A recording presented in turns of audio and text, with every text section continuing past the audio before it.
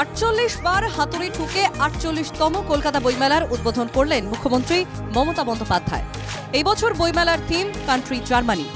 উদ্বোধন অনুষ্ঠানে মুখ্যমন্ত্রীর পাশে ছিলেন ভারতের নিযুক্ত জার্মানির রাষ্ট্রদূত ফিলিপ আকারান, গোটে ইনস্টিটিউটের আঞ্চলিক অধিকর্তা মার্লা স্টুকেনবার্গ, পাবলিশার্স অ্যান্ড বুকসেলার্স গিল্ডের সভাপতি ত্রিদীপ চট্টোপাধ্যায় সহ অনেকেই।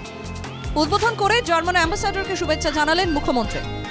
I must congratulate the German ambassador, especially the Philipp Ackermann and Madam Dr. Marla Stukenbach and all of your friends, delegates. We are fortunate enough that I came to know that more than 50 people they are present here. মুখ্যমন্ত্রী এদিন দাবি করেন কলকাতার বইমেলা best of the best. But this time I can tell you that in our country, the Calcutta International Book Fair is one of the best book fair. And I want to see it as a best of the best. You have mentioned about, Madam mentioned about unity in diversity. Different type of diversity mentioned.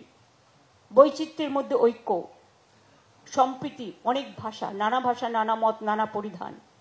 We also maintain that. এদিন বইমেলার উদ্বোধনের পর Facebook পোস্টে নিজের উচ্ছ্বাস প্রকাশ করে মুখ্যমন্ত্রী লেখেন, বই আমাদের প্রাণের ভাষা, বই আমাদের চলার আশা। বইমেলায় অগণিত পাঠকের সঙ্গে চিন্তা ও চেতনার ভাব বিনিময় হয়ে থাকে। আদান প্রদান হয় যুক্তি ও ভাবনার। অতীত এবং ভবিষ্যতের মাঝে সাঁকো তৈরি করে বই। বই মানুষের প্রকৃত বন্ধু। জ্ঞানবোধের বিকাশে বইয়ের ভূমিকা সর্বজনবিদিত এবং অনস্বীকার্য। এই বই পার্বণে মেতে উঠুক সারা বাংলা, এই আমার শুভকামনা। বরাবরই কলকাতা বইমেলার একটি বড় অংশ জুড়ে থাকে বাংলাদেশ, কিন্তু এবার সেদেশে অশান্ত পরিস্থিতির কারণে কলকাতা বইমেলায় নেই বাংলাদেশ। ওপার বাংলায় না থাকাকে দুঃখজনক বললেন কলকাতার মেয়র।